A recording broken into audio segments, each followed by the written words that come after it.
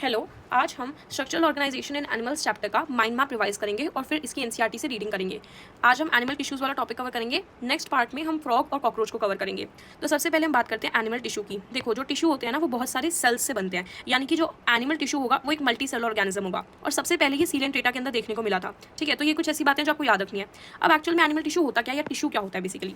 तो टिश्यू क्या होता है? This is group of similar sales, जिसके अंदर बहुत सारे सेल्स होते हैं जो कि एकदम सेम होते हैं और इनके बीच में इंटरसेलुलर सब्सटेंस होता है जिसको हम मैट्रिक्स बोलते हैं।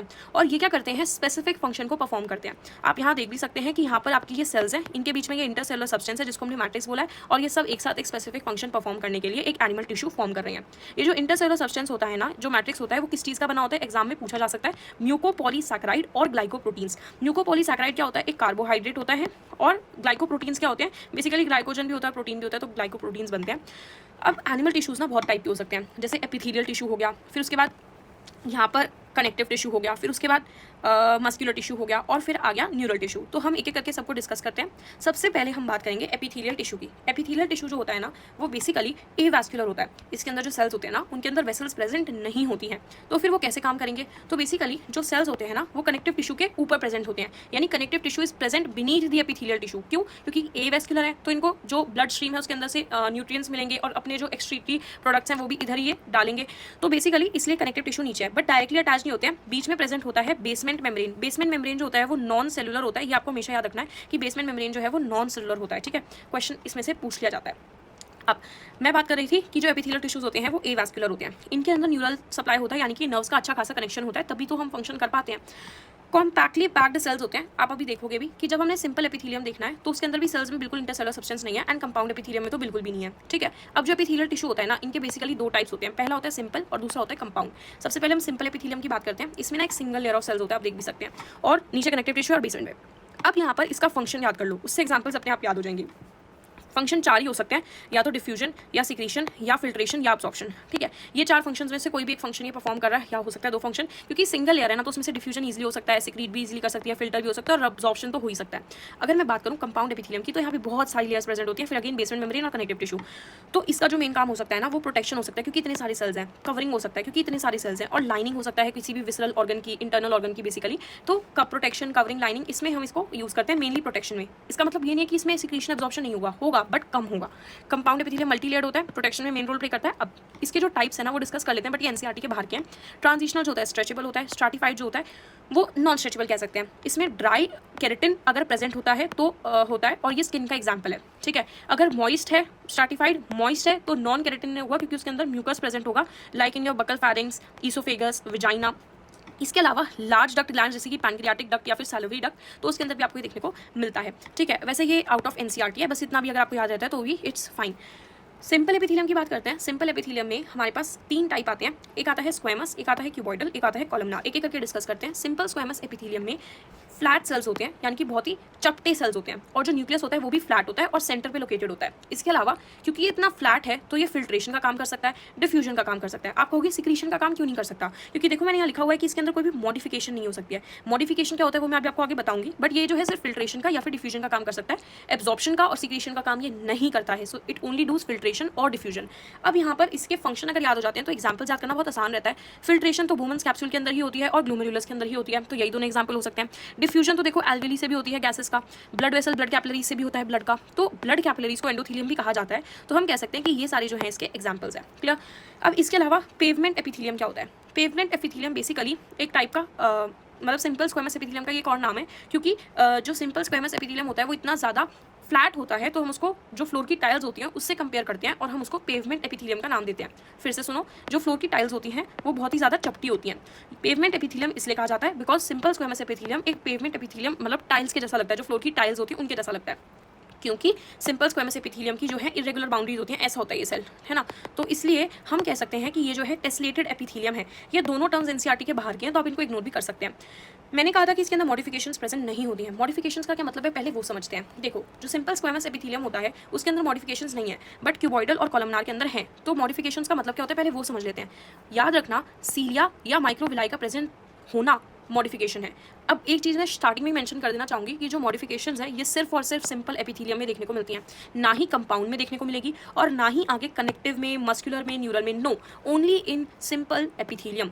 मॉडिफिकेशंस क्या होती हैं? या तो सीलिया प्रेजेंट हो सकता है फॉर द मूवमेंट पर्पस, तो सेल्स के ऊपर एक थ्रेड लाइक स्ट्रक्चर प्रेजेंट हो सकता है फॉर द मूवमेंट, या फिर सेल्स जो होते हैं वो ब्रश जैसा स्ट्रक्चर ले सकते हैं और इसको हम बोलते हैं ब्रश बॉर्डर्ड एपिथेलियम या फिर माइक्रोविलाई। ये क्या करता है? ये रीअब्जॉर्प्शन के काम आता है। कैसे? एक सेल है, ये अब्जॉर्ब करेगा लेकिन थोड़ा करेगा, बट अगर एक सेल इस तरीके से मॉडिफाई होकर ब्रश जैसा स्ट्रक्चर बना देगा तो इसका अल्टीमेटली सरफेस एरिया बढ़ गया, जिसकी वजह से ज्यादा रीअब्जॉर्प्शन हो पाएगा। ये जो दो मॉडिफिकेशंस हैं ये कॉलमनार और क्यूबॉइडल एपिथेलियम के अंदर देखने को मिलती हैं। So let us discuss simple cuboidal epithelium. इसके अंदर जो सेल्स होते हैं वो क्यूब शेप के होते हैं या क्यूबिकल सेल्स होते हैं, इसलिए इनका जो न्यूक्लियस होता है वो राउंड होता है और सेंटर पे लोकेटेड होता है। अब इसके जो एग्जांपल्स होते हैं वो DCT, thyroid follicles, testis, ovary और स्मॉल डक्ट्स ऑफ ग्लैंड, ये आपको याद रखने पड़ेंगे। क्या क्या? DCT, thyroid follicles, testis, ovary, small ducts of gland. इसको रटना नहीं है, सिर्फ इसके फंक्शन याद रखो। जैसे उसके फिल्ट्रेशन और डिफ्यूजन थे, इसके सिक्रीशन और एब्जॉर्प्शन है।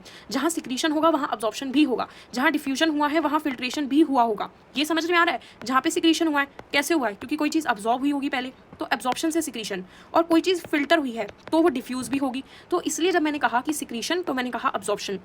अब आपको पता है जो डीसीटी होती है उसके अंदर सिक्रीशन भी होता है सोडियम आयंस इनका, और एब्जॉर्प्शन भी होता है पानी का।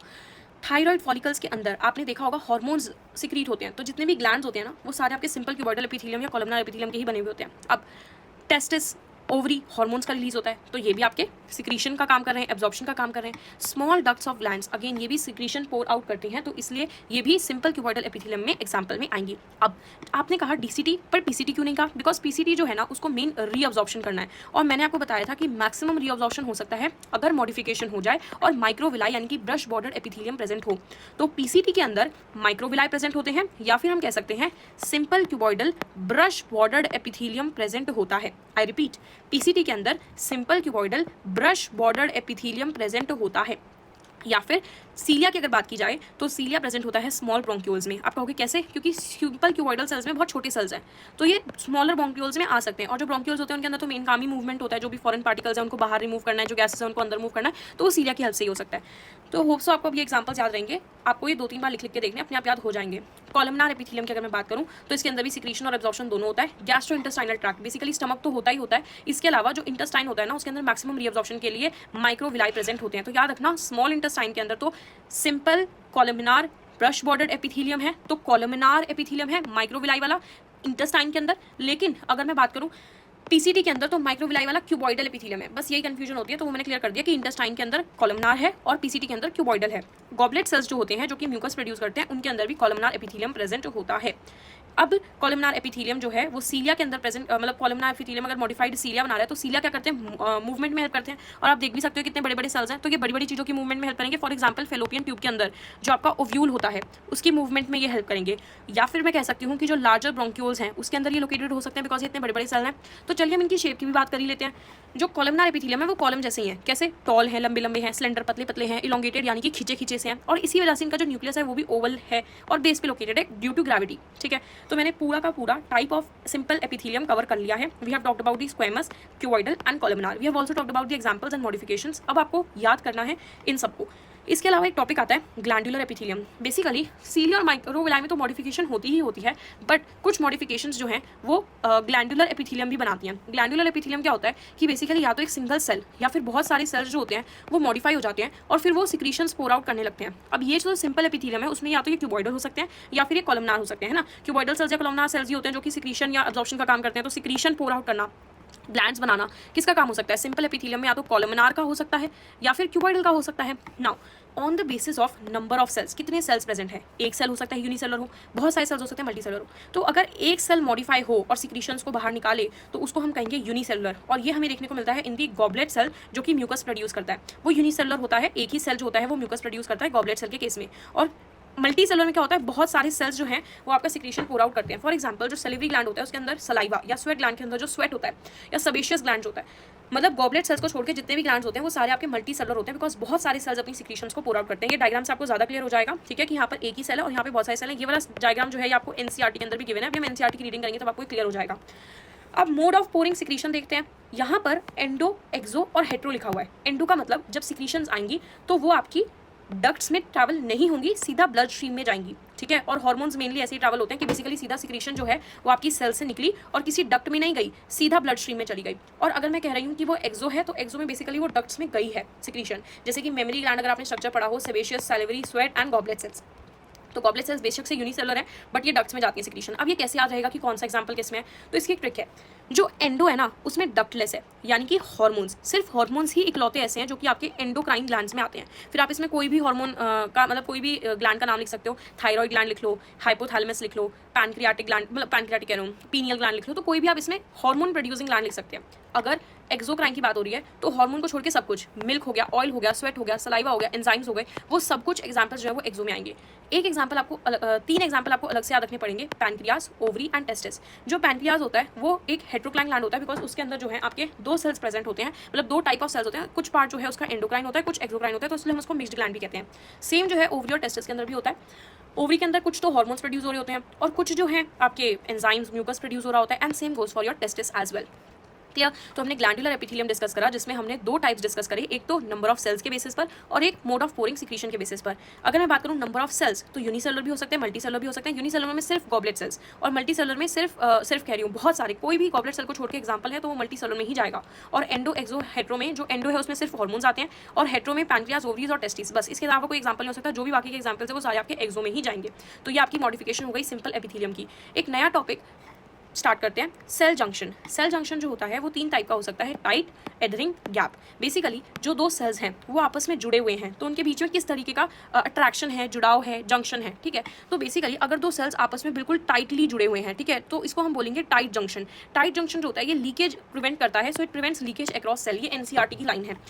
एडरिंग जंक्शन जो होता है ना, ये दो सेल्स को आपस में चिपकाने के काम आता है, तो basically it helps in cementing the cells. Gap junction जो होता है ना, ये थोड़ा सा गैप रख देता है दोनों सेल्स के बीच में, तो इसकी वजह से क्या होता है ना, जो कम्युनिकेशन है वो पॉसिबल हो पाता है। तो इसलिए हम इसको कम्युनिकेटिंग जंक्शन भी कहते हैं, गैप जंक्शन को। क्यों? क्योंकि इसके अंदर जो है छोटे छोटे आयन्स हो गए, छोटे छोटे मॉलिक्यूल्स हो गए और कभी कभी बिग मॉलिक्यूल्स भी, इन सब का ट्रांसफर हो सकता है। तो एक बार फिर से रिवाइज करते हैं, टाइट जंक्शन के अंदर कोई भी लीकेज नहीं होगी, एडरिंग जंक्शन जो है वो सीमेंटिंग करवाएगा, और जो गैप जंक्शन होते हैं ये आयन्स, स्मॉल मॉलिक्यूल्स और कभी कभी बिग मॉलिक्यूल्स का भी ट्रांसफर करवा सकते हैं।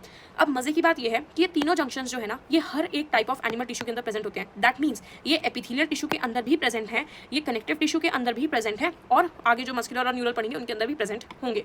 अब हमने एपिथेलियल टिश्यू पूरा कंप्लीट कर लिया है, so we have completed the epithelial tissue completely. अब हम कनेक्टिव टिश्यू पे मूव करेंगे। तो सबसे पहले हम कनेक्टिव टिश्यू के जो टाइप्स है ना उनको क्लियर करते हैं। क्लियर। तो सबसे पहले हम डिस्कस करेंगे कनेक्टिव टिश्यू में टाइप्स ऑफ कनेक्टिव टिश्यू। तो देखो, कनेक्टिव टिश्यू जो है ना वो लूज कनेक्टिव टिश्यू हो सकता है, डेंस कनेक्टिव टिश्यू हो सकता है, या फिर स्पेशलाइज्ड कनेक्टिव टिश्यू हो सकता है। फिर से, कनेक्टिव टिश्यू या तो लूज कनेक्टिव टिश्यू हो सकता है, डेंस कनेक्टिव टिश्यू हो सकता है, या फिर स्पेशलाइज्ड कनेक्टिव टिश्यू हो सकता है। अब इसमें जो लूज कनेक्टिव टिश्यू है ना उसके फर्दर दो टाइप्स हैं, that is areolar and adipose connective tissue. फिर से, लूज कनेक्टिव टिश्यू के दो टाइप्स हैं, areolar connective tissue and adipose connective tissue. इसी तरीके से डेंस कनेक्टिव टिश्यू के भी दो टाइप्स हैं, डेंस रेगुलर, डेंस इररेगुलर, ठीक है। ये एनसीईआरटी के अकॉर्डिंग है सारी स्पेसिफिकेशन। अब स्पेशलाइज्ड कनेक्टिव टिश्यू के भी दो टाइप्स हैं, skeletal connective tissue, fluid connective tissue. अब स्केलेटल कनेक्टिव टिश्यू के भी दो टाइप्स हैं, कार्टिलेज एंड बोन, और फ्लूइड कनेक्टिव टिश्यू के भी दो टाइप्स हैं, ब्लड एंड लिम्फ। तो इसलिए ये फ्लो चार्ट बहुत हेल्पफुल रहने वाला है, क्योंकि इसके अंदर हमने पूरा समराइज कर रखा है कनेक्टिव टिश्यू को भी। तो अब हम सबसे पहले कनेक्टिव टिश्यू से ही स्टार्ट करते हैं, ठीक है। कनेक्टिव टिश्यू जो होता है इसका जो ओरिजिन है ना वो मीसोडर्मल इन ओरिजिन है, यानी कि जब आप जर्म लेयर्स के बारे में पढ़ेंगे तो एक्टोडर्म, मीसोडर्म, एंडोडर्म ये सब पढ़ोगे, तो उसमें मीसोडर्मल ओरिजिन होता है कनेक्टिव टिश्यू का। इसके जो सेल्स होते हैं ना वो मोस्ट अबंडेंट होते हैं, यानी कि कनेक्टिव टिश्यू सबसे ज्यादा प्रेजेंट होता है, ठीक है। Epithelial tissue, neural tissue, muscular tissue, connective tissue में सबसे ज्यादा अबंडेंट कौन है? कनेक्टिव टिश्यू है। ये जो है ना लिंकेज प्रोवाइड करता है, सपोर्ट प्रोवाइड करता है। दैट मीन्स कनेक्टिव टिश्यू जो है एपिथेलियल टिश्यूज के नीचे तो प्रेजेंट है, बट ये जो है ना सपोर्ट प्रोवाइड करेगा, लिंकेज प्रोवाइड करेगा। क्यों? क्योंकि इसके अंदर आपके बोन्स हैं जो कि सपोर्ट प्रोवाइड करती हैं। फिर इसके अंदर आपके पास टेंडन्स हैं, लिगामेंट्स हैं जो कि चिपकाते हैं चीज़ों को, जो कि लिंकेज प्रोवाइड करते हैं। और तो और ये गैसेस का ट्रांसपोर्ट और न्यूट्रिएंट्स का ट्रांसपोर्ट भी करवा सकता है। कैसे? क्योंकि हमारे पास एरियोलर कनेक्टिव टिश्यू है, हमारे पास एडिपोज कनेक्टिव टिश्यू है जो कि न्यूट्रिएंट्स को स्टोर करता है, गैसेस को स्टोर करता है और उनका ट्रांसफर करवाता है।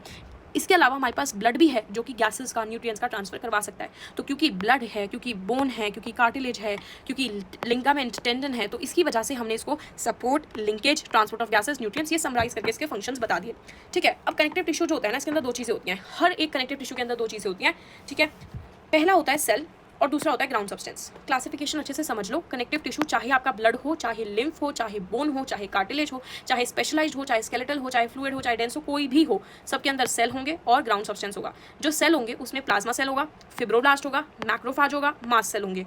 इसके अलावा ग्राउंड सब्सटेंस में प्रोटीन फाइबर्स होंगे जिसके अंदर कोलेजन और इलास्टिक होगा और मैट्रिक्स होगा। अब ये नाम तो ले दिए पर ये आपको आने भी चाहिए। तो जितने भी सेल्स हैं ये सारे बॉडी फ्लूइड्स एंड सर्कुलेशन के अंदर पढ़ेंगे, बट फिर भी एक शॉर्ट रिव्यू दे देती हूँ। प्लाज्मा सेल्स जो होते हैं ये लिम्फोसाइट्स होते हैं बेसिकली, जो कि आपको WBCs की तरह काम करते हैं और प्रोटेक्शन प्रोवाइड करते हैं। तो मोस्ट अबंडेंट सेल है तो प्रोटेक्शन भी तो चाहिए।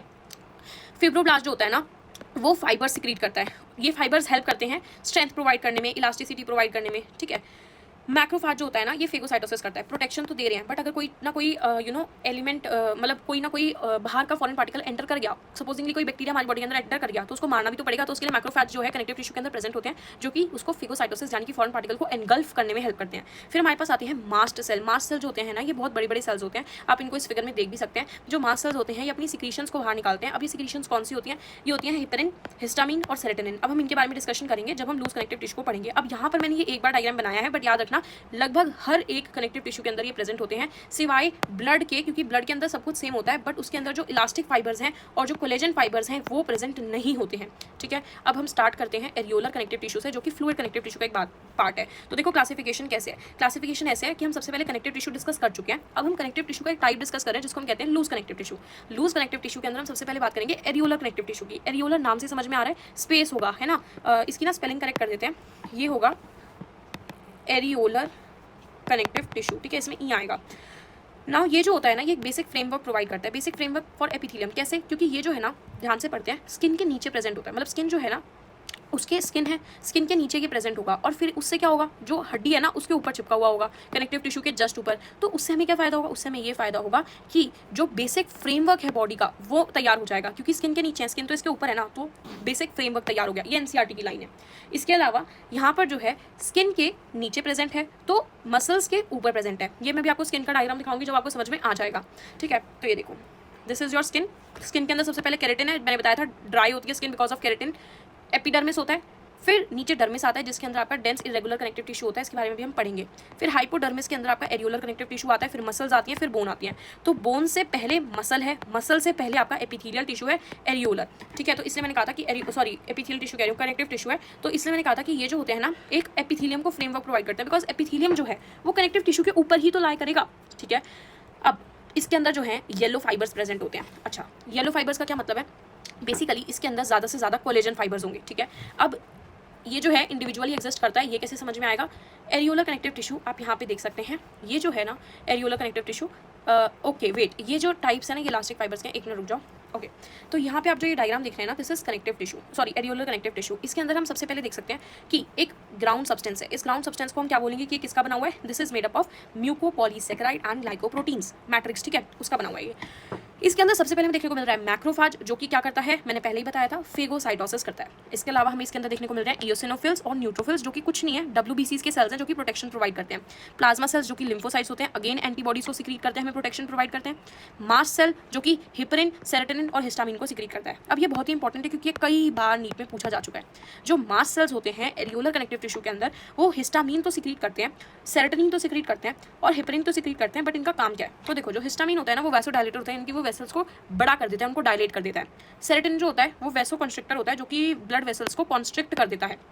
और हिपरिन जो होता है वो एक एंटीकोगुलेंट होता है जो कि बेसिकली कोगुलेशन ऑफ ब्लड को रेजिस्ट करता है। तो फिर से समझ लेते हैं, अगर ब्लड वेसल्स को डायलेट करना है तो हिस्टामिन, ब्लड वेसल्स को कॉन्स्ट्रिक्ट करना है तो सेरोटोनिन, और अगर हम हिपरिन का इस्तेमाल करते हैं तो जो कोगुलेशन है ब्लड का, जो ब्लड जम जाता है वो नहीं जमेगा, ठीक है। तो हिपरिन को ऐड करते हैं ड्यूरिंग डायलिसिस ताकि ब्लड जो है वो ना जमे। अब यहाँ पर कैसे याद रख सकते हैं? तो देखो हिपरिन जो है एंटीकोगुलेंट है, ये आपको याद रखना ही पड़ेगा at the end of the day. But मैं इन दोनों के लिए एक ट्रिक बता सकती हूँ, जैसे जो सेरोटोनिन है ना उसमें एस आता है और वैसोकंस्ट्रिक्टर में भी एस आता है। अब हिस्टामिन में और वैसोडायलेटर में क्या कॉमन है? हिस्टामिन में आई आता है, वैसोडायलेटर में भी आई आता है। तो वैसे तो याद रखना ही पड़ेगा, बट ये छोटी सी ट्रिक है, इससे अगर याद रहता है तो you can learn it that way that well. अब फिब्रोब्लास्ट मैंने बताया था ग्राउंड सब्सटेंस बनाते हैं, कैसे? क्योंकि ये जो है फाइबर्स फॉर्म करते हैं, ठीक है। तो secrete ground substance and form matrix. तो मैट्रिक्स या फिर फाइबर ग्राउंड सब्सटेंस जो है ये वो भी बना रहे हैं, उसके साथ साथ ये फाइबर्स भी बनाते हैं, क्योंकि इसलिए हमने इसको फिब्रोब्लास्ट बोला है। देखो यहाँ से कोलेजन फाइबर बन रहा है तो ये आपका कोलेजन फाइबर तैयार। ये आपका इलास्टिक फाइबर बन रहा है, ये इलास्टिक फाइबर तैयार। अभी थोड़ी देर पहले मैंने गलती से एरियोलर कनेक्टिव टिश्यू में सबको इंक्लूड कर दिया था, वो बिल्कुल भी ऐसा नहीं था। इलास्टिक फाइबर के फीचर्स हैं ये। कैसे इलास्टिक फाइबर जो होता है, अब यहाँ इसके फिगर से देखो, ये एक सिंगल है ना, तो सिंगल को हम क्या कह सकते हैं, that this is your individual existence, exist individually, है ना। अब ये जो होता है ना, ये ज़्यादातर येलो फाइबर होते हैं। अब मैं यहाँ येलो कलर का बनाती तो आपको दिखता नहीं, इसलिए मैंने इसको पर्पल बना दिया, but these are yellow fibres, right.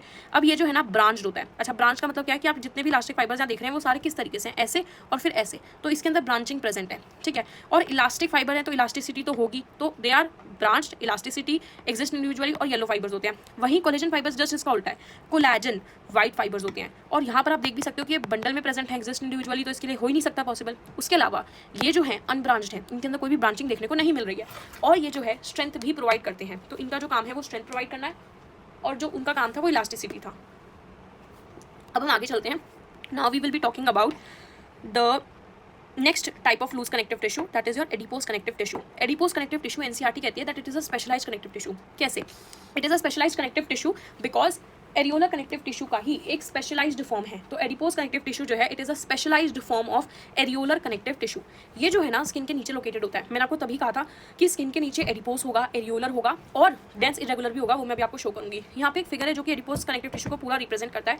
जैसे अगर हमारी बॉडी में कोई फैट है तो वो क्या करेगा, एडिपोसाइट करके एक सेल होता है, उसके अंदर जाकर स्टोर हो जाएगा और न्यूक्लियस को बिल्कुल साइड में कर देगा, और यहाँ पर ये फैट स्टोरेज एरिया के अंदर जाकर ये फैट जो है स्टोर हो गया। तो adipose connective tissue is basically meant for storing fat. ये एरियोलर कनेक्टिव टिश्यू का ही एक स्पेशलाइज्ड फॉर्म है। इसका मतलब ये है कि जो एरियोलर कनेक्टिव टिश्यू है उसके अंदर मॉडिफिकेशन होती है, वो एयर टाइट जो चेंबर होता है उसके अंदर फैट स्टोरेज एरिया बन जाता है, और उसी से आपका एडिपोज कनेक्टिव टिश्यू आता है।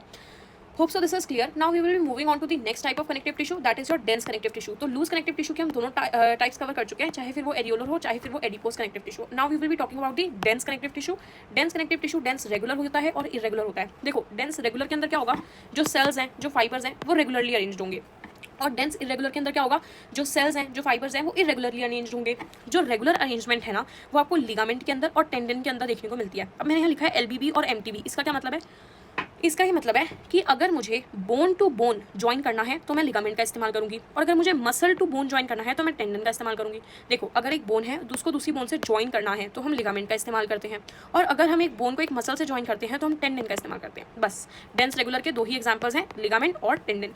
अब डेंस इरेगुलर कनेक्टिव टिश्यू पे आओ। इसके अंदर हमारे पास एग्जाम्पल आता है skin. So this is present in the dermis of skin. मतलब क्या हुआ इस बात का, इसका ये मतलब हुआ कि जो स्किन की लेयर है एपिडर्मिस के नीचे डर्मिस वाली, उसके अंदर आपके पास डेंस इरेगुलर कनेक्टिव टिश्यू होता है। बेसिकली होता क्या है, अगर एक पैरेलल फैशन में डेंस रेगुलर कनेक्टिव टिश्यू में सेल्स और कोलेजन फाइबर्स अरेंज्ड हैं तो वो रेगुलर कनेक्टिव टिश्यू बनाते हैं, और अगर वो एक पैरेलल फैशन में अरेंज नहीं है, वो एक रैंडम फैशन में अरेंज्ड है तो वो इरेगुलर। तो नाम से ही समझ में आ रहा है, ठीक है, ज़्यादा एक्सप्लेन करने की जरूरत भी नहीं है।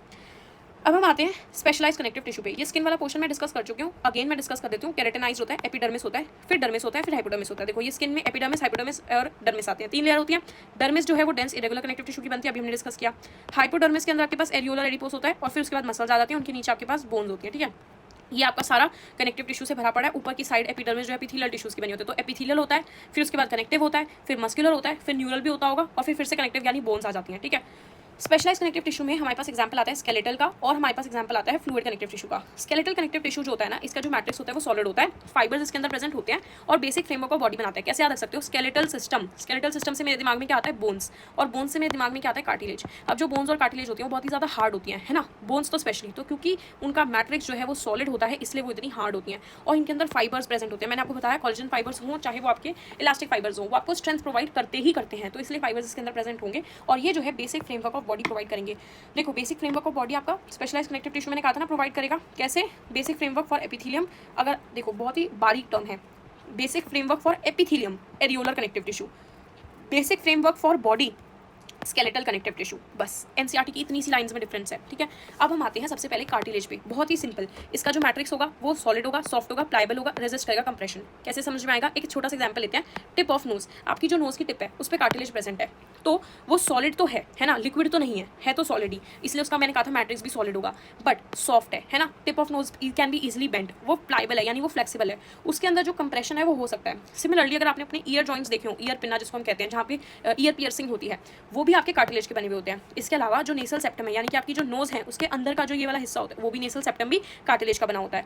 इंटरवर्टिब्रल डिस्क, जो वर्टिब्रल कॉलम होता है हमारा, उसके अंदर वर्टिब्रा प्रेजेंट होते हैं, और दो वर्टिब्रा के बीच में कार्टिलेज प्रेजेंट होता है। इस कार्टिलेज को हम बोलते हैं इंटरवर्टिब्रल डिस्क, ठीक है। इसके अलावा एक इंटरकैलेटेड डिस्क भी एग्जाम्पल आप इसमें याद कर सकते हैं, वो भी कार्टिलेज का ही बना होता है।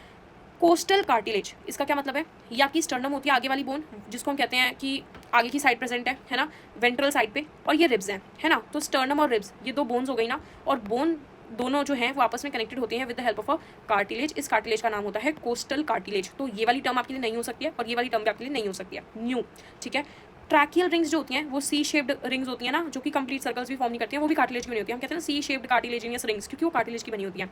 ये भी नया हो सकता है। प्यूबिक सिम्फाइसिस, अगर आपने नीचे की बोन्स देखी हो, कॉक्सल बोन और वो सब, प्यूबिक एरिया बेसिकली, तो उसके अंदर जो दो बोन्स होती हैं वो आपस में जॉइंट होती हैं with the help of this cartilage, जिसको हम बोलते हैं प्यूबिक सिम्फाइसिस। तो इसमें मेनली जो न्यू है ना वो ज़्यादा अच्छे से याद रखना है, चाहे फिर वो इंटरवर्टिब्रल डिस्क हो, चाहे फिर वो आपका कोस्टल कार्टिलेज हो, या फिर वो आपका प्यूबिक सिम्फाइसिस हो। अब इंटरवर्टिब्रल डिस्क से ही एक रिलेटेड टर्म आती है जिसको हम कहते हैं इंटरकैलेटेड डिस्क, जो कि आपका यहाँ पे कहीं पे है, ये देखो। तो ये जो है ना ये गैप जंक्शन होती है। तो कई बार हम कंफ्यूज हो जाते हैं कि ये कार्टिलेज है, नहीं, इंटरकैलेटेड डिस्क जो है वो एक गैप जंक्शन है, एक एडहरिंग जंक्शन है, लेकिन वो एक कार्टिलेज नहीं है। कार्टिलेज क्या है, इंटरवर्टिब्रल डिस्क। तो दोनों में थोड़ा सा डिफरेंस है, बस नाम थोड़ा सा सेम लगता है हमें। अच्छा, बोन्स जो होती हैं वो आपकी सॉलिड तो होती हैं बट हार्ड होती हैं, सॉफ्ट नहीं होती है ना, और मुड़ जाती है, नहीं मुड़ती हैं, टूट जाती हैं। सो ब्रेक्स अपॉन कंप्रेशन, यानी कि वो नॉन प्लाइबल होती हैं। अब हम इनका एक बार स्ट्रक्चर देख लेते हैं। देखो, अगर मैं बात करूँ कार्टिलेज की, तो कार्टिलेज के अंदर के जो सेल्स होते हैं उनको हम बोलते हैं कॉन्ड्रोसाइट्स, लेकिन अगर वही सेल्स हमारे बोन्स में प्रेजेंट होते हैं तो हम उसको बोलते हैं ऑस्टियोसाइट्स, क्योंकि हम ना कार्टिलेज के लिए वर्ड यूज़ करते हैं कॉन्ड्रो, ठीक है, और बोन्स के लिए हम वर्ड यूज़ करते हैं ऑस्टियो, तो इसलिए कॉन्ड्रोसाइट, ऑस्टियोसाइट। अब देखो ये एनसीईआरटी के बाहर की इन्फॉर्मेशन है, बट फिर भी I am going to mention this information over here. जो इमेच्योर सेल्स होते हैं ना, कॉन्ड्रोसाइट्स, बेसिकली इमेच्योर कॉन्ड्रोसाइट्स जो होते हैं कार्टिलेज के अंदर, उनको हम बोलते हैं कॉन्ड्रोब्लास्ट, ठीक है। ये एनसीईआरटी के बाहर की इन्फॉर्मेशन है, ठीक है। और बोन्स के अंदर जो इमेच्योर सेल्स होते हैं उनको हम क्या बोलते हैं, उनको हम बोलते हैं ऑस्टियोब्लास्ट। तो ये आपको इजीली याद हो जाएगा बिकॉज इसमें ऑस्टियो वर्ड यूज है और कॉन्ड्रो वर्ड यूज है। बट अगर आप नहीं भी याद करते हैं तो भी it's totally fine, why, because confuse नहीं होना है, क्योंकि कार्टिलेज के अंदर आपको मेन जो याद रखना है वो कॉन्ड्रोसाइट ही है, ऑस्टियोसाइट्स फॉर बोन्स, ठीक है। अब एक जो बात याद रखनी है वो क्या है कि ये दोनों जो है लेक्यूने में प्रेजेंट होते हैं, यानी कि एक फ्लूइड फिल्ड कैविटी, मतलब मैट्रिक्स है, मैट्रिक्स के अंदर एक कैविटी जो कि फ्लूइड फिल्ड है, तो fluid filled space in matrix उसको हम बोलते हैं लेक्यूने। एक लेक्यूने के अंदर 4, 2, 1, 3 कॉन्ड्रोसाइट्स प्रेजेंट हो सकते हैं। मतलब अगर एक लेक्यूने है तो उसके अंदर हो सकता है एक कॉन्ड्रोसाइट प्रेजेंट हो सकता है 2 कॉन्ड्रोसाइट हो सकता है 3 हो, या फिर मैक्स टू मैक्स 4 हो। लेकिन अगर मैं बात करूँ बोन्स की, तो एक लेक्यूने के अंदर सिर्फ एक ही ऑस्टियोसाइट प्रेजेंट होगा। तो आप कहोगे फिर ये ग्रीन ग्रीन क्या है, this is actually the matrix की रिंग। यहाँ पे मैट्रिक्स कैसे फैला हुआ है, लेकिन यहाँ पर मैट्रिक्स रिंग्स की फॉर्म में अरेंज्ड है। फिर दोनों ही जगह आपको ये क्या दिख रहे हैं, दीज आर योर कहाँ गया, कोलेजन फाइबर्स, लेबल्ड नहीं है, ठीक है। अब जो मैट्रिक्स होता है ना उसके अंदर आपके कॉन्ड्रेटिन सॉल्ट्स होते हैं और हाइलोरॉनिक एसिड होता है। ये एनसीईआरटी के बाहर का है बट याद रख सकते हो तो रख लेना। ऐसे ही यहाँ पर जो है कॉम्पोजिशन वो इनऑर्गेनिक भी हो सकती है, ऑर्गेनिक भी हो सकती है। बोन्स के केस में 70 से 90% इनऑर्गेनिक होता है जिसके अंदर कैल्शियम सॉल्ट्स आते हैं, जैसे कि calcium phosphate, calcium carbonate. Organic में हमारे पास 10 से 30% होता है जिसके हमारे एक प्रोटीन आता है ओसिन। अगेन ये भी एनसीईआरटी के बाहर का है तो याद रख सकते हो, रख लेना वरना छोड़ देना। इसके अंदर जो बोन मैरो होता है ना वो रेड भी हो सकता है और येलो भी हो सकता है। रेड जो होता है वो हीमोपोइसिस करता है, यानी कि ब्लड सेल्स की फॉर्मेशन करता है, ठीक है। तो ये बहुत इंपॉर्टेंट इन्फॉर्मेशन थी, याद रखने वाली थी कि बोन मैरो क्या होता है। बोन मैरो जो होता है वो बोन्स के अंदर ही प्रेजेंट होता है। अच्छा, ये बीच वाली कैनाल को क्या बोलते हैं, वैसे तो एनसीईआरटी के बाहर का है बट एक बार समझ लेते हैं। इस कैनाल को बोला जाता है हेवर्शियन कैनाल।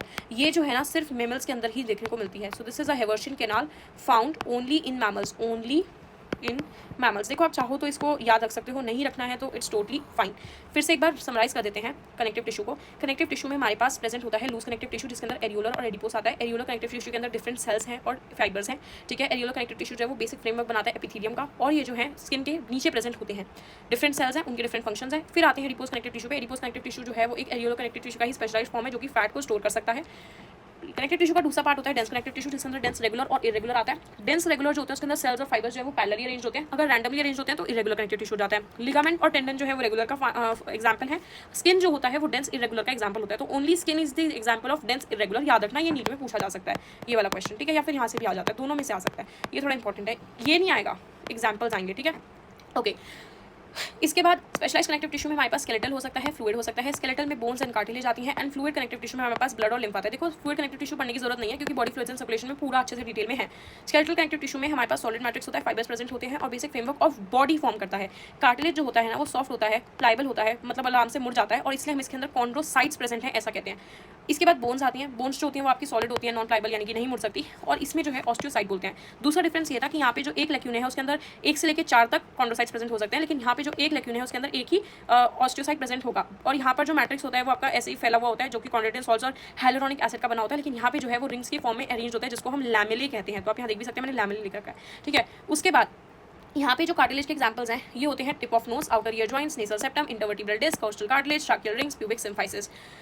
और कॉम्पोजिशन इनऑर्गेनिक ऑर्गेनिक, इनऑर्गेनिक जो होता है उसमें कैल्शियम सॉल्ट्स आते हैं, ऑर्गेनिक जो होता है उसके अंदर प्रोटीन ऑसिन आता है। अब यहाँ पर जो आपका बोन है उसी में ही एक एग्जांपल आता है बोन मैरो का, जिसके अंदर रेड बोन मैरो और येलो बोन मैरो होता है। जो रेड बोन मैरो होता है वो हीमोपोइसिस करवाता है, जन की ब्लड सेल्स का फॉर्मेशन करवाता है। फ्लूइड कनेक्टिव टिश्यू एक बार छोटा सा डिस्कस कर लेते हैं। फ्लूइड कनेक्टिव टिश्यू यानी कि फ्लूइड्स होंगे, यानी ब्लड होगा और लिम्फ होगा।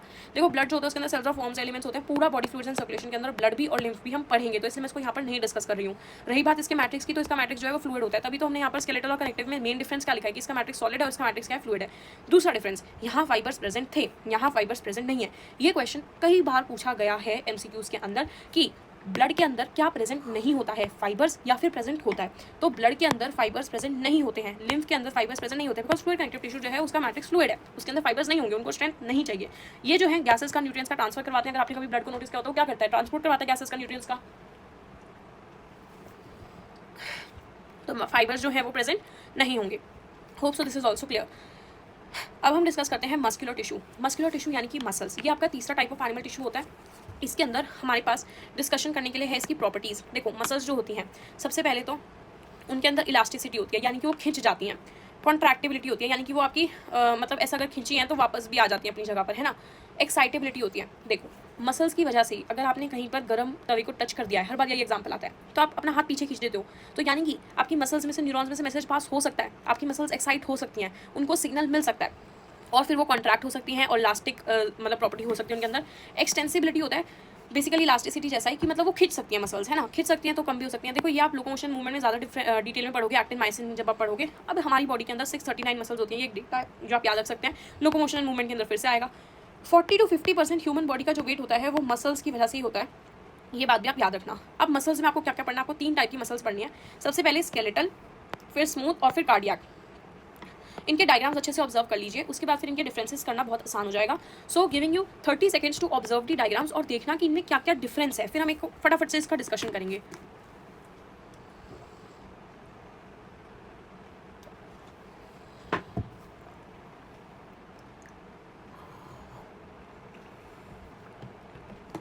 So let us discuss. सबसे पहले देखो स्केलेटल मसल। स्केलेटल मसल के अंदर जो सेल्स हैं वो सिलेंड्रिकल हैं। सिलेंडर के सेल्स के साथ साथ बहुत सारे सेल्स हैं, बट क्या इनके बीच में आपको ब्रांचिंग दिख रही है, नहीं दिख रही है, तो ये अनब्रांच्ड है। बहुत एक ही सेल पर 4 न्यूक्लियस, तो ये मल्टी न्यूक्लिएटेड है। और जो न्यूक्लियस होता है ना वो कोनों पे प्रेजेंट है, यानी पेरिफेरल है। इसके अलावा जो मसल्स हैं उनके अंदर आपको ये डार्क बैंड्स और लाइट बैंड्स दिख रहे हैं, तो इसलिए यानी यहाँ पर जो है स्ट्राइएशंस प्रेजेंट है, स्ट्राइटेड मसल्स हैं ये। जो स्केलेटल मसल्स होती है ना वो वॉलंटरी होती हैं, मतलब कि जो आपकी बोन्स होती हैं उनके ऊपर जो मसल्स होती हैं वो आपकी स्केलेटल मसल्स होती हैं, यानी कि वो कॉन्ट्रैक्ट कर सकती हैं और रिलैक्स भी कर सकती हैं। सो दे आर बेसिकली और वॉलंटरी। आप चाहेंगे तो इनको कॉन्ट्रैक्ट कर सकते हैं, चाहेंगे तो इनको रिलैक्स कर सकते हैं। जैसे कि आपकी जो फोर लिम्स होती हैं या हाइंड लिम्स होती हैं, फोर लिम्स या हाइंड लिम्स किससे मेरा मतलब है, हाथ या पैर की मसल या फिर जो आपके मुंह की मसल्स हैं, उनको आप अपने हिसाब से जब आपका दिल करे मतलब कॉन्ट्रैक्ट कर सकते हैं, रिलैक्स कर सकते हैं, क्योंकि वो वॉलंटरी हैं। अब वो वॉलंटरी हैं तो आसानी से थक भी जाएंगी। भागोगे तो अपने पैरों की मसल्स का इस्तेमाल करोगे, बहुत जल्दी ईजिली फेटिक हो जाती हैं, थक जाती हैं। क्यों थक जाती हैं? क्योंकि इसके अंदर बहुत जल्दी जल्दी कॉन्ट्रैक्शन और रिलैक्सेशन हो रहा है, बहुत जल्दी जल्दी ब्लड का सप्लाई आ रहा है, लेकिन मसल्स को वॉलंटरी होने की वजह से उतना एफिशिएंसी नहीं हो पाता है। तो बेसिकली आप ऐसे याद रख सकते हो कि हमारे हाथ पैर की मसल्स जो दौड़ने भागने में इस्तेमाल हो रही हैं वो वॉलंटरी हैं, उनके अंदर ब्लड का अच्छा सप्लाई है, अच्छी कॉन्ट्रैक्शन हो सकती है जल्दी जल्दी, इसलिए वो जल्दी जल्दी थक भी सकती हैं और थकती हैं, ठीक है। उसके अलावा तो अगर आपके दिमाग में डायग्राम एक बार छप जाएगा तो आप बता सकते हैं कि वो अनब्रांच्ड है, स्ट्राइटेड है, मल्टी न्यूक्लिएटेड है, सिलेंड्रिकल है। वैसे ही आप इसका देखो, यहाँ पर आपको एक सिलेंड्रिकल शेप वो स्पिंडल शेप देखने को मिल रही है, इसके एंड्स जो है वो टेपरिंग है ना, फ्यूजीफॉर्म शेप देखने को मिल रही है, तो वही है फ्यूजीफॉर्म स्पिंडल शेप। अब इसके अंदर कोई भी लाइट डार्क बैंड्स नहीं है, इसलिए ये नॉन स्ट्राइटेड है। इसके अंदर कोई भी ब्रांचिंग नहीं है, इसलिए ये अनब्रांच है। एक सिंगल सेल है और उसके अंदर सिर्फ एक सिंगल न्यूक्लियस है, यानी कि ये यूनिन्यूक्लिएटेड है। न्यूक्लियस जो है वो सेंटर पे प्रेजेंट है। ये जो मसल्स होती हैं ये हमारे स्टमक के अंदर प्रेजेंट होती हैं। Smooth muscles are present in the stomach. अब बताओ स्टमक के अंदर आप से कॉन्ट्रैक्शन रिलैक्सेशन करवा सकते हो? नहीं। तो यानी कि इसकी जो मसल्स हैं वो इनवॉलेंटरी हैं, है ना। अब इनवॉलेंटरी हैं तो भाई स्टमक की मसल्स इतनी जल्दी थक तो नहीं सकती, तो इसलिए ये जो है स्लोली फेटिक होती है, क्योंकि इनके अंदर जो ब्लड का सप्लाई होता है वो कम है तो धीरे धीरे कॉन्ट्रैक्ट होंगी, धीरे धीरे रिलैक्स होंगी, इसकी वजह से धीरे धीरे ये जो है थकेंगी। ब्लड का सप्लाई अगर ज़्यादा होता है तो ज़्यादा जल्दी कॉन्ट्रैक्ट होती हैं, ज़्यादा जल्दी रिलैक्स होती हैं और फिर ज़्यादा जल्दी थक भी जाती हैं, as in the case of skeletal muscle. यहाँ पे ब्लड का सप्लाई कम है तो कम कॉन्ट्रैक्शन हो रही है और कम जो है ब्लड स्केलेटल मसल्स थकती हैं। ठीक है, इसका एग्जाम्पल मैंने बताया ना, कोई भी मसल लगा लो, सीलियरी हो, बॉडी मसल हो, आइरिस की मसल हो, स्टमक हो, इंटेस्टाइन हो, देखो सिंपल है, जितनी भी वॉलेंटरी मसल्स हैं वो सारी स्केलेटल होंगी और जितनी भी इनवॉलेंटरी मसल्स हैं वो सारी स्मूथ होंगी। लेकिन जो हार्ट होगा उसकी मसल्स होंगी कार्डियक मसल्स। कार्डियक मसल्स जो होती हैं वो डिफरेंट तरीके की होती हैं। कैसे? ये ना सिलेंड्रिकल तो होती हैं बट ब्रांच होती हैं। ये दिखती स्केलेटल जैसी हैं बट क्योंकि इनके अंदर ये ब्रांचिंग प्रेजेंट है और ब्रांचिंग पे इंटरकैलेटेड डिस्क प्रेजेंट है, इसलिए कार्डियक मसल्स जो होती हैं वो डिफरेंट होती हैं। इंटरकैलेटेड डिस्क का क्या काम होता है? सारी मसल्स एक साथ कॉन्ट्रैक्ट करें और एक साथ रिलैक्स करें, उस चीज़ को रेगुलेट करना। इंटरकैलेटेड डिस्क जो होती है वो बेसिकली एक गैप जंक्शन और एक एथरिंग जंक्शन का ही टाइप है, जो कि कम्युनिकेशन में हेल्प करती है कि भाई सब जो है एक साथ कॉन्ट्रैक्ट करो और एक साथ रिलैक्स करो। तो सेल्स को चिपका के रखती है क्योंकि सेल्स जो होते हैं उनके अंदर ब्रांचिंग है। अब आप देख सकते हैं थोड़े यहाँ पर स्ट्राइशंस भी प्रेजेंट है, यानी कि ये भी जो है एक स्ट्राइप्ड मसल है, लेकिन स्ट्राइशंस जो है वो बहुत ही कम है। तो सिलेंड्रिकल है, लेस स्ट्राइटेड है, ब्रांच है। अब बताओ, न्यूक्लियस एक सेल के अंदर एक है या एक से ज़्यादा है? एक ही है ना, तो इसको हम यूनी न्यूक्लिएटेड कहेंगे। जो न्यूक्लियस है वो सेंटर पे लोकेटेड है, आप देख भी सकते हैं, यहाँ पर भी न्यूक्लियस सेंटर पे है, यहाँ पर भी। इस मसल के लिए आप मतलब कह सकते हैं कि मसल जो है उसके कहीं पे सेंटर पे है, ऑब्वियसली पेरिफेरी पे नहीं है। मैं यहाँ पर जो सेंटर कह रही हूँ किस तरीके से कह रही हूँ कि ये अगर पूरी मसल है तो इसका ये एक्सेस, इस पूरे मसल का ये एक्सेस, ये एक्सेस, ये एक्सेस, बेसिकली एक मसल का जो ये वाला पोर्शन है यहाँ पर नहीं लोकेटेड है, सेंटर पे लोकेटेड। अब सेंटर पे ऊपर भी हो सकता है, नीचे भी हो सकता है, तो उस चीज़ में आप कंफ्यूज मत होना। ठीक है, बाकी मैं इसको अंडू कर देती हूँ। हाँ, तो चलिए लेट्स कंटिन्यू।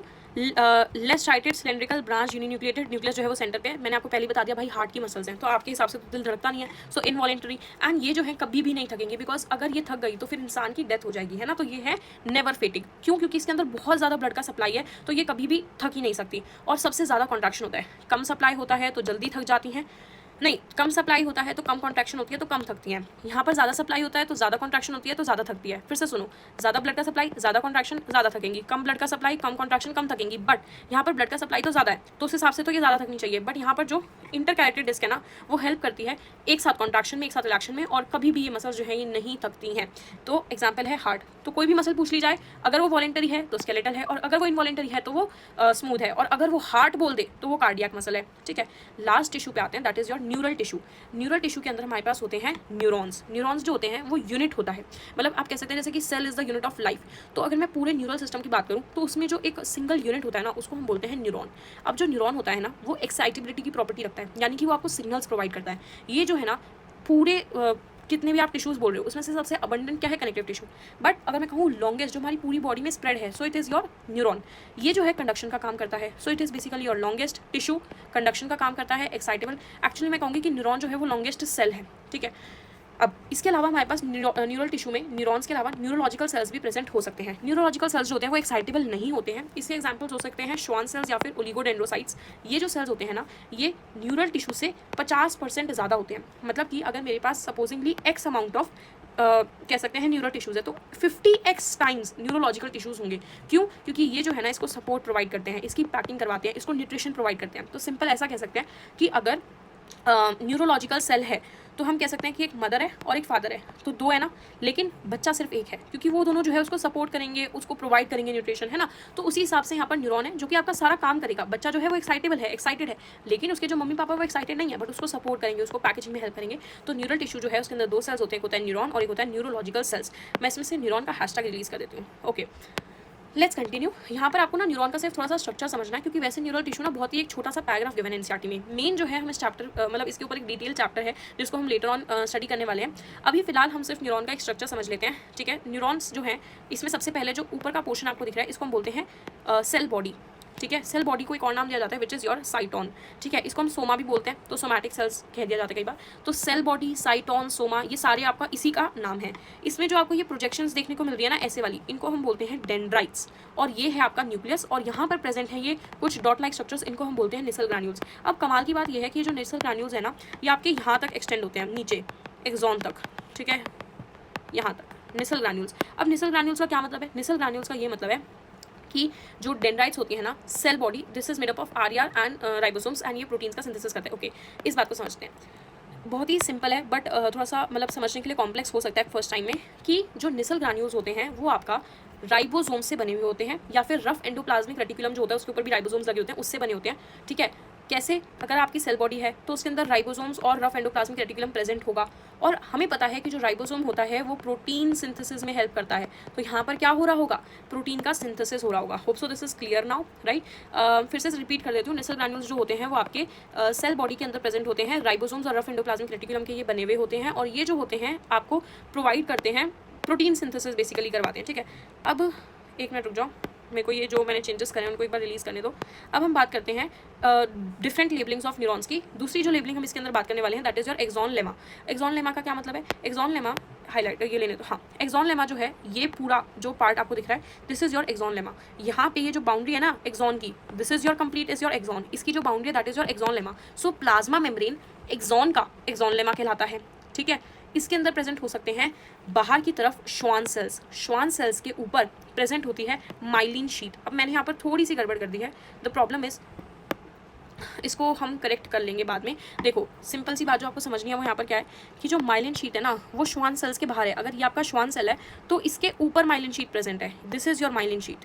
लेकिन मैंने इस डायग्राम के अंदर क्या किया है, मैंने लेबलिंग गलत तरीके से कर दिया है। This is actually your Schwann cell, ठीक है, and this is your nucleus, and this is not your myelin sheath. ये आपकी माइलिन शीट है, this is your myelin sheath. ठीक है, तो ये आपका माइलिन शीट नहीं है, ये बाहर वाली जो है आपकी माइलिन शीट है। ठीक है, ये आप थोड़ा सा करेक्शन देख लेना, बाकी सब कुछ इस डायग्राम के अंदर प्रॉपर है। ठीक है, तो बेसिकली मैं ये समझाना चाह रही हूँ कि जो श्वान सेल्स होते हैं उनकी कवरिंग होती है माइलिन शीट। कुछ न्यूरॉन्स नॉन माइलिनेटेड भी होते हैं जिनके अंदर माइलिन शीट प्रेजेंट नहीं होती है। एक्सॉन जो होता है उसके प्लाज्मा मेम्ब्रेन को एक्सॉन लेमा कहते हैं। इसके अलावा जो न्यूरी लेमा होता है वो आपका माइलिन शीट के ऊपर अगर प्रेजेंट होगा तो उसको हम न्यूरी लेमा कह देंगे। This is basically the covering of Schwann cells. तो श्वान सेल्स होते हैं उनकी कवरिंग को हम न्यूरी लेमा कहते हैं, और यहाँ पर प्रेजेंट होती है माइलिन शीट्स। परफेक्ट, इसके बाद आगे चलते हैं। नाउ ये जो है ये नॉन माइलिनेटेड पार्ट है। ठीक है, एक्सोप्लाज्म क्या है? एक्सोप्लाज्म बेसिकली एक्सॉन्स के अंदर का जो साइटोप्लाज्म होता है उसको हम एक्सोप्लाज्म कहते हैं, और ये आपका साइटोप्लाज्म हो गया डेंड्राइट्स के अंदर जो प्रेजेंट है। अब नीचे का जो पार्ट होता है इस पूरे को हम क्या बोलते हैं? इसको हम बोलते हैं एक्सॉन टर्मिनल। इसको हम क्या बोलते हैं? Axon terminal. इसके जो नीचे ये है इनको हम बोलते हैं साइनाप्टिक नॉब। ये देखो यहाँ पे लिखा हुआ है, ये जो एक एक डिब्बा है इसको हम बोलते हैं साइनाप्टिक नॉब। इसके अंदर प्रेजेंट होते हैं कुछ वेसल्स, इनको बोलते हैं synaptic vessel sorry, neurotransmitter. Now that is it for this. Now we will be continuing frog and cockroach in the part 2 of this video. Till then, you have to revise and watch my NCERT video where we will be doing the NCERT reading of whatever we have done till now, right? So that is it. If you liked the video, then please subscribe my channel and also hit the like button. Thank you.